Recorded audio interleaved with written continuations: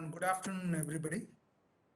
Glad to be part of this forum, and share thoughts on the continuous manufacturing.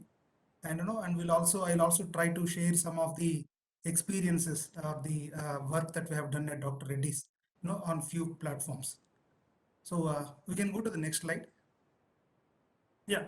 So in this discussion, we will cover, an overview on the continuous manufacturing, the advantages, and the limitations of it.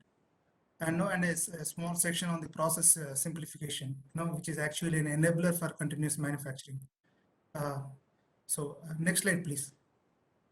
Yeah. So almost 2 decades back, the U.S. Congress, has identified a pharmaceutical continuous manufacturing, as a national priority technologies, and it has authorized the funding support for it. And also, to support this endeavor, it has created, ETT, Emerging Technology Team, within FDA to assist the industry, in implementing, in getting them on board and implementing this initiative. So in the table below, we have a list of few products, and companies which were first, in adapting this, and getting a commercial approvals. The first products are from Vertex for cystic fibrosis.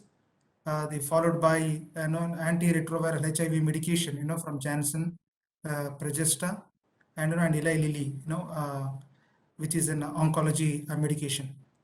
So for all these products, these companies, along with the OEMs, they have tied up with subject matter experts, like CSOPs, and these MIT and Novartis initiative on continuous manufacturing.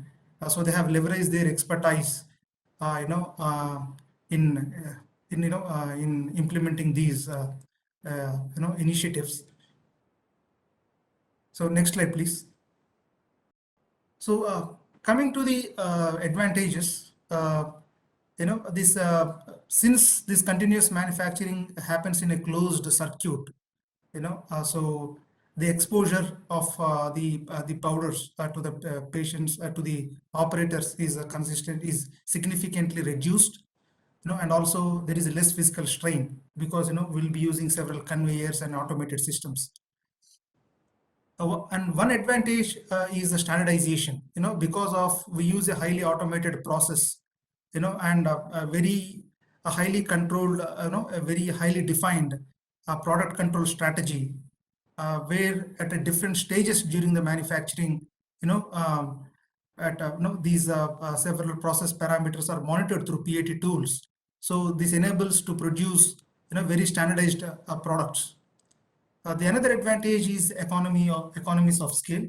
So this refers to a decrease in the overall cost because of the increased volumes. Okay, since we have a continuous process, the OEE, the equipment utilization will be significantly increased, and and the conversion cost will come down significantly, and these benefits can be passed down to the patients, who are the consumers of the product, and we can make affordable medicines. Since the overall equipment utilization time increases, this produces very high production rates will be possible with the continuous manufacturing. And coming to certain limitations, obviously, this is an advanced technology involving robotics, high precision controls. So the investment is high, and this requires, since a very precise controls, from end to end. So very careful, a lot of care has to be taken, during the design. So the companies have to work hand in hand with the specialist and the OEM.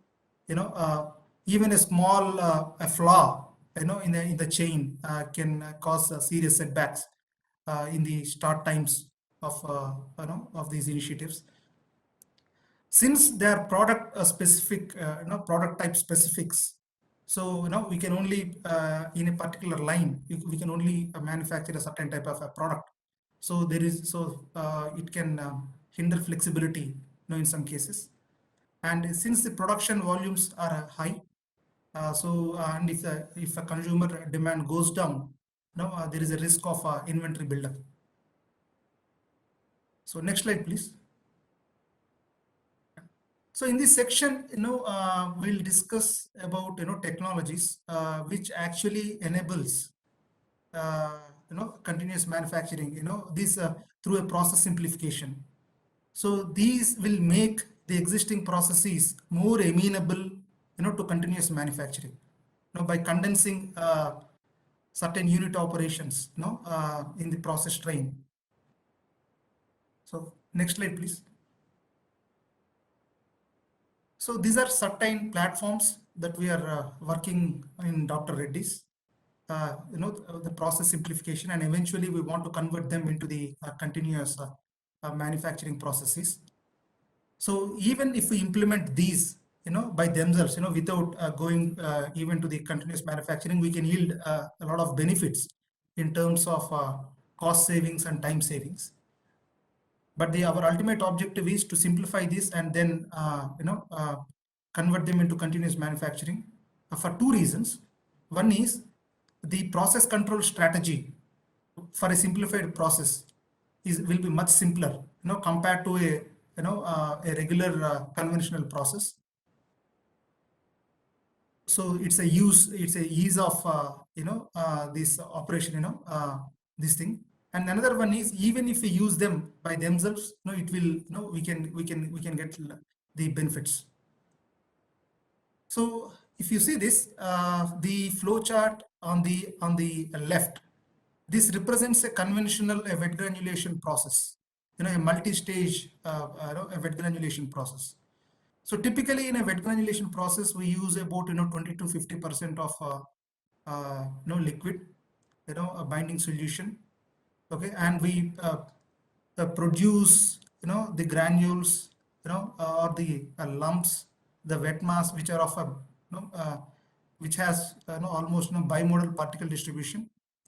And actually, we go for wet granulation because we want to create granules, but we, after wet granulation, what we get are definitely of the sizes of much higher range. We get lumps, and some fines. It will be a bimodal distribution. So it goes through two milling stages of wet milling, followed by dry milling. And since we don't require the quantities of water that we have put in, the 20 or 50% water, we need a drying operation to dry off those excess water. Okay. So basically, if you look at this process very closely, during the wet granulation process, we will be overdoing it. And the following unit operations of milling and drying is basically to undo what has been overdone at wet granulation process. So our endeavor here is, instead of overdoing, can we control the process? So we just activate the granule growth, so that we don't have to go through the milling and the drying operations. So so this was our endeavor. So next slide, please. So what we did, we have selected certain materials based upon their functionalities, and to help in this single pot process. And the liquid, normally the quantities of liquid that we use a very high quantities of liquids, about in a traditional process, which will lead to localized wetting and insufficient distribution. So we have used used a special, very controlled addition of this liquid through a creation of mist. So the water levels that we worked on is about 2 to 2.5%, so that we don't have to dry it. And certain materials that we have used will soak up even whatever that 2 or 2.5 percent material is there on the surface, and they will distribute across the the powder bed. So we have studied this on various compounds here, and for certain markets with less regulatory burden like India, we have completed validation, and the stability is ongoing. So once they are successful, we will commercialize this technology, and We are also working on some, for some US and other products, to use this, because almost 60% of our OSD portfolio, it comes from, wet granulation stream. And below, if you look at below, is a particle size growth, of one of the product, which does not have a very great solubility. So the bars in the purple is the particle size distribution, with the existing process. When I say existing, it's a conventional process, and the one in the red is the one with the single pot. So we have conducted several trials, and we could match the particle size distribution, of these, of both these processes, and the downstream operation performance, like the compression, the speed during the compression, the compressibility. Okay, they are on par, with the conventional process. Next slide, please. So the another platform, that we are working on is, because when we select a process, when we develop a product, our natural choice is to lean towards a direct compression process. But because of some challenges that we face, like the flowability, we are forced to go to either a dry granulation or a wet granulation process. So here we have explored a platform where, by using a different glidant grades and shear, right, can we make these processes which were earlier not amenable to direct compression, not to direct compression. So we were working on two effects, in the powders, by leveraging these glidants and the high shear. The one is, reduction of van der Waals force. So if the flow of the powder, it's actually a competition between the van der Waals force and the gravitational force. If the gravitational force takes over the van der Waals force, then the flow gets triggered, and we see a flow, the flow of the materials. So by coating this very high surface area and low density grades of glidants, we are creating a distance between the particles and reducing the van der Waals force. And by these glidants, and by using a different grade of glidant, this also actually will give a ball bearing action, so that these particles can roll over each other, and the flowability will be significantly improved. So here is a case of one of our product. Traditionally, we could not go to direct compression because it has a poor flowability. So we had to go for a top spray granulation. The API is a polymer. So by adding a water, the flow has improved a little bit. But since we are actually adding water to the polymer, its compressibility got reduced. So for that sake, we were forced to retain almost 6% water in the formulation, for the compressibility, for achieving compressibility. And because of this 6% moisture and the API being a polymer, after compression, due to the poor distribution of the water, we were seeing the bulging and the cracks over these tablets. Okay, we had several market complaints. So we have taken the same API, we retained the compositions, pretty much same, and we have introduced these glidants, and we have worked on this process. So this has given an excellent bulk flow. We could direct, we can convert this into a direct compression process. The compression speed has increased, and there is almost 75% reduction in the process times. And this complex process of several stages, now we have brought it down to 3 stages, so that if you want to take this into a continuous manufacturing, this is much more easy. And along with the process control, what I have said earlier, right, by condensing this unit operation, we'll have a simpler process control. And the another advantage is we don't have to invest that much of a money for the entire skid, because these continuous manufacturing skids are very expensive. So if you do, no, if it is just a mixing, compression and coating, it will be much lower compared to installing the entire skid with the drying and milling stages. Next slide, please. So once we can simplify these unit operations, and condense these, we can go with the direct compression and coating, where these direct compression, they go work on loss on weight feeders. I think the next session is by Gia OEM. I think he will definitely touch upon this, in a much deeper terms. So next slide, please.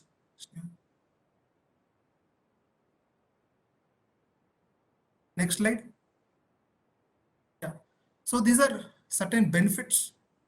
So by going, with this single pot or processes, we are eliminating a lot of unit operations which are dust generating, and exposure to the operator. It can be significantly reduced, and the product quality improves, because we are not exposing them to the thermal and shear stresses.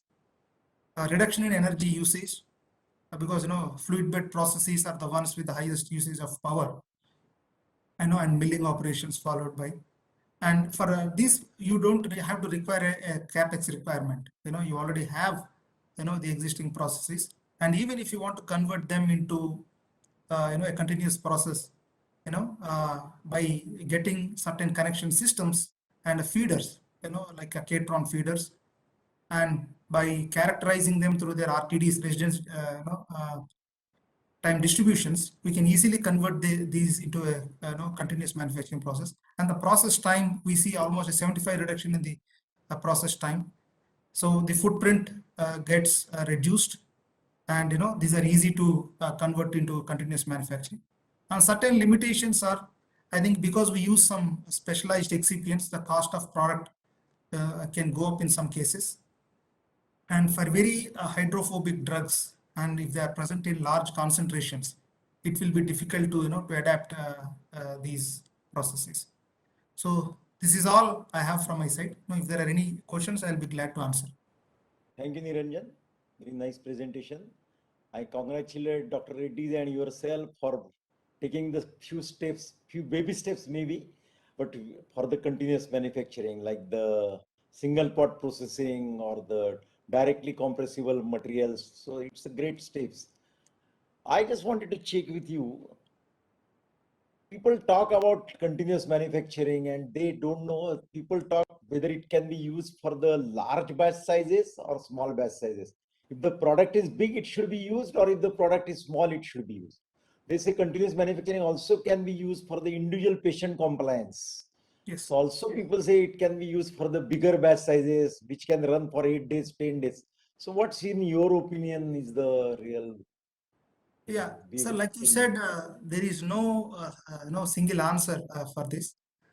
So let's say, for example, for the low dose products, it can still be implemented. So some of these, the oncology product and that Eli Lilly has commercialized, and even cystic fibrosis product of Vertex, they are not of a high volume. They're actually of a low volume products. So one, I think, when we say continuous, people talk about, one of the definite advantages is the scale of economies and all that. But another advantage that you get is a very standardized product. Okay. And if you have a product where the API cost is very high, okay, and the cost of a batch is very high, so the control that you get using a continuous process, and the quality, of the product is extremely high. And and even if something occurs, because there is no here there is a switch from the understanding of the batch size to the batch time, in a continuous process. So even if an error occurs, it is only that certain section of the time, for that particular time, you will be diverting that material out, so it will not impact the entire batch. And how do you the characterization of the process through RTDs, through the residence time distributions, and at each and every step, it is the process is monitored through PAT tools. whether it is a particle size distribution or if there is a polymorph change, that one, so or the content uniformity, that it comes out of the blending operation. So it is not like, we are measuring the quality after we make the product. So the quality is actually built in, or monitored, when the process is going on. So for these advantages, for the very high, throughput products which are expensive, I think, this is one. And for a new product, if, for these type of products, to build the facility, instead of building a large facility, right? So the footprint will be very small, to start off with. So that's one definite advantage. And for the high volume products, I think, the business case is pretty much straightforward. I think, your production cost over time reduces drastically, and you have a great control on the quality. So I think in both the cases, I think, this is deployable. Thank you, Niranjan. Another question was, what kind of the PAT tools are used in your current whatever changes you are making? Are you using any PAT tools like the NIR or Raman spectroscopy or something like that? So can you Yes. brief us? Yeah. Yeah.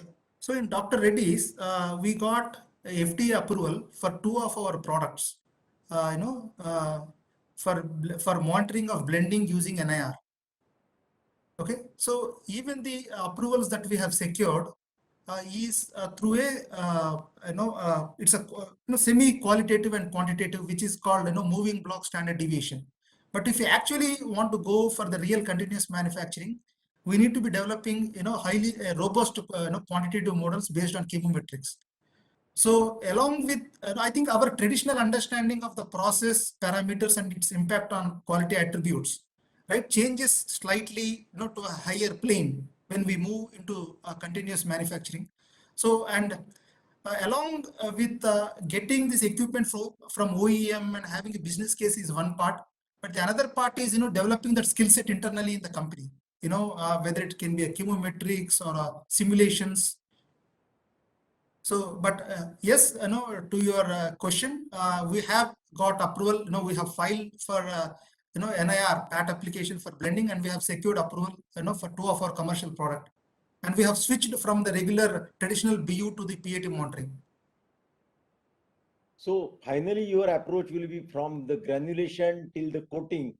Everything will be in the one stream. That's what will happen over the period. Yes. Initial steps are just granulation or something like that. Yes. You Yes. go to the continuous. Okay, that is great. Yes. And batch sizes in case of continuous manufacturing are decided by what ways? Means it is on the API size or the number of days or how? Because we are in batch sizes, we are very clear. In Yeah. batch processing, we are very clear. One homogeneous mix. Yeah. Yeah. So here, What happens in the continuous? yeah. So in a continuous manufacturing setup, it's more of a batch time. Okay, so okay, anyway, the rate of material, the rate at which the material is processed will be constant, depending upon your your rate limiting unit operation. But it is more it is a shift from the batch size to the batch time. And and for how many days, I think that is just with the same philosophy or the logic of our whole time studies, we can define those batch times, which are product specific. Okay. I think last question is, excuse me. I think last question is related to the continuous manufacturing. How far, when you want to convert the existing product into the continuous manufacturing, how are the regulatory hurdles or how the regulatory process comes into the picture when something like has to be done? Yeah. So I think 2 weeks. I think there are companies which have already done that, and there are there are also the organizations like CSOPs in Rutgers University. I think like Professor Fernando Muzio, he went and testified before US Congress, where they have worked with the companies like Janssen and Vertex and helped them to secure the approval. Okay. and there are experts who can help us to travel that regulatory path initially. And 2 weeks back, ICH has released Q13. It's a draft guideline on continuous manufacturing of drug substances and drug products. It is also available, and a very thorough document of how to approach this. So the help is available. If you want to take this path. But in your opinion, what is easier, to transfer the new products into the continuous manufacturing or the existing products into continuous manufacturing? I think it's even the existing products. If we really want to cut down on the conversion costs, and capture the markets, and reduce the and increase our equipment, OEEs, we can do this. And I think the more of a general answer would be business case. I think how much you want to actually invest, and what you're going to get out of it. So, but it's both the cases. And so far, the people who got approval, right? These are not like high volume products. Okay. It is for the people who actually got approval, and generic industry so far has not adapted, aggressively. So, but for generic industry, definitely it will be high volume products. Thank you. I think there are two more questions which has come from the audience. Yeah. First is the Hintamani Panda from Cadila Pharma. Yeah. He is asking, can the continuous coating be used for the functional coating, or it is for the just aesthetic coating or something like that? Yeah, I think so far the developments of continuous coating is only for aesthetic. So far what is there in the industry that is available here, whether it's a Ohara or Thomas Engineering, they have developed for a cosmetic and non-functional coating. So for functional coating, as I don't know that something is available. Second question is from the Ramesh Chandra Patel from Torrent Pharma. How to define limit for MBRSD? I am also not aware. What is MBRSD? You are aware? Yeah, it's a moving block standard deviation. Okay. Okay, so there are several ways. I think it's probably it depends upon your API concentration and also where it plateaus. The MBR will be high at the very beginning, and as the blending operation goes down, there will be more uniformity of the drug across the powder blend, and the relative standard deviation comes down. So that whatever you reach that steady state, and beyond that point, that the decrease in the RSD will be minimal. So it has saturated. I think you need to actually catch that inflection point in that plateau, and you need to be able to define that that limit. Thank you. Niranjan, last question. Yeah. Showed the photograph of the continuous manufacturing unit at the last slide, was last to last slide, I think, before. Yeah. Where was the continuous so these are the equipment available off the shelf, and This is off the shelf. Off the shelf. So people are giving such kind of equipment. Next presentation, gentleman from GIA is presenting. Yeah. Yeah, I think he can cover a lot on that, and they are available off the shelf. That is great. Thank you. Thank you, Niranjan. Thank you very much. Time is also getting over now. Thank you very much for the excellent presentation and the excellent answers also to most of the things. Thank you. Thank you, sir. Thank you for the opportunity.